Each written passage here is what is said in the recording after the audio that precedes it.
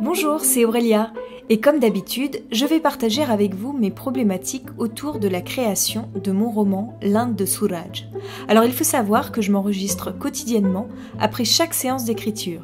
Ceci est donc la retranscription spontanée, mais non pas exhaustive de mon travail, avec mes réflexions, mes différentes techniques, mes doutes et mes questionnements. Bonne écoute à vous. Le lundi 4 mai 2020. Alors, j'ai pu aller jusqu'au bout de mon roman aujourd'hui, sauf que je pense que je vais revenir demain sur l'épilogue parce que là je suis un petit peu fatiguée, donc ça me permet pas de le travailler aussi bien qu'il le faudrait. Et en fait, à chaque fois, je suis tellement pressée d'arriver à la fin que je bâcle un peu les derniers chapitres. Donc ça peut être pas mal de prendre le temps sur le dernier chapitre, sur l'épilogue, parce que c'est quand même assez essentiel, hein. C'est ce qui va laisser son empreinte sur le lecteur, donc il faut pas que je me loupe de ce point de vue-là. J'ai pas mal travaillé aujourd'hui, même si j'étais pas spécialement concentrée. J'ai quand même pu bien avancer. Il y a encore des choses qui fonctionnent pas trop. Il faut que j'arrive à éclaircir lesquelles et de quelle manière je vais pouvoir régler ça. Mais là, mon roman semble un peu mieux construit que ce qu'il était alors. En tous les cas, l'évolution de l'intrigue me semble un peu plus logique telle qu'elle. Je pense que j'ai encore des passages en trop que je me résous pas à supprimer.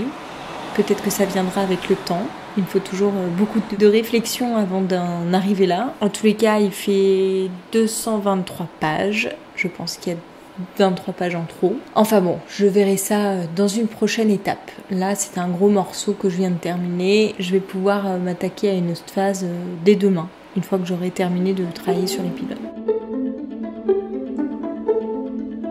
Le mardi 5 mai 2020. Alors ça y est, j'ai repris à peu près tout le livre du point de vue de la structure. J'ai réécrit les passages qui étaient un peu faibles par rapport au reste. Ça veut pas dire que j'en suis entièrement satisfaite et que je reviendrai pas dessus ultérieurement, mais pour l'instant je vais les laisser tels quels. Donc du coup mon livre est à peu près entièrement construit. Normalement je ne devrais plus rien avoir à ajouter ou à enlever, même si il y aura encore des coupes et des découpes et des choses à remettre. Là, je vais reprendre le début du récit pour m'occuper un petit peu de la tension qui monte chez Olivia. J'ai envie de voir s'il y a bien un crescendo dans ses sentiments, s'il n'y a pas trop de répétitions entre tous ces passages où elle se pose des questions sur ce qu'elle ressent, etc., etc. Et ensuite, la prochaine étape, ça sera de reprendre toute l'histoire du point de vue du documentaire, donc de m'occuper que des parties qui parlent du documentaire pour voir s'il y a une vraie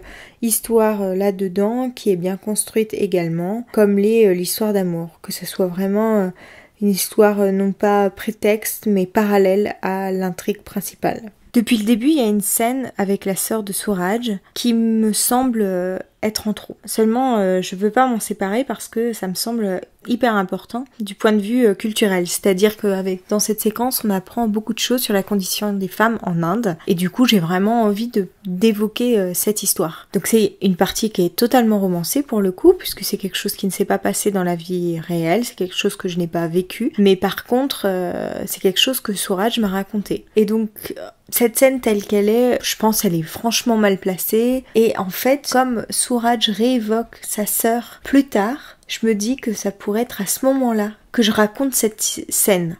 Parce que sinon ça vient comme un cheveu sur la soupe. En plus, la sœur de Suraj n'a qu'une importance mineure, on la voit qu'une fois. Elle réapparaît quasiment plus ensuite. Donc je pense que ça serait pas mal si je la mets plutôt dans un flashback ou dans un espèce de souvenir plutôt que telle qu'elle est écrite là.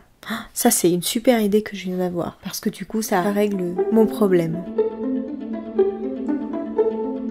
Le mercredi 6 mai 2020. Alors hier, c'était le drame. En fait, j'ai perdu toute une partie de ce que j'avais écrit. J'avais pas fait une grosse séance, juste une séance d'une demi-heure d'écriture le matin, mais j'étais plutôt assez satisfaite de ce que j'avais écrit. Et en fait, il y a eu un bug sur mon ordinateur, je sais pas trop ce qui s'est passé, et j'ai perdu tout ce que j'avais écrit. Donc ça m'a vraiment mis super mal. L'après-midi, quand j'ai voulu m'y remettre et que je me suis rendu compte de ça, impossible d'y retourner. Donc c'est pareil, j'ai écrit une petite demi-heure l'après-midi. J'ai tenté de me calmer une fois que j'étais un peu... En fait, non, j'ai profité du mal-être dans lequel j'étais pour écrire une scène que j'avais déjà écrit le matin, où c'est pareil, c'est une scène de mal-être, de révolte, etc. Donc je me suis dit que c'était peut-être l'occasion de me servir de mes sentiments pour pouvoir écrire cette scène. Mais bon, ce que j'avais écrit dans la matinée n'a pas rejailli tel qu'il était sorti le matin même. C'est absolument déprimant d'avoir à refaire ce qu'on a déjà fait, surtout quand on était content de soi au préalable et qu'on sait qu'on n'arrivera jamais à retrouver exactement ce qu'on avait pu sortir. Il y a quand même des idées fulgurantes qui ressurgissent, mais la plupart sont perdues. Ça m'a vraiment fait prendre conscience qu'il fallait faire d'autant plus attention à la sauvegarde des fichiers. Donc moi déjà je fais pas mal attention à ça. J'écris sur mon ordinateur et tous les jours après mes séances d'écriture, je sauvegarde sur ma clé USB. Je pense que là je vais même rajouter une deuxième sauvegarde en me l'envoyant par mail.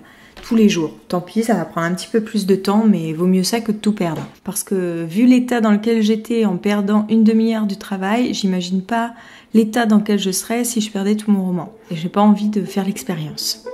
On va s'arrêter là pour aujourd'hui et je vous donne rendez-vous mercredi prochain pour un nouvel épisode.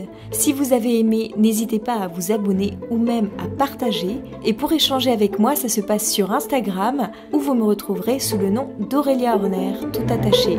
À bientôt!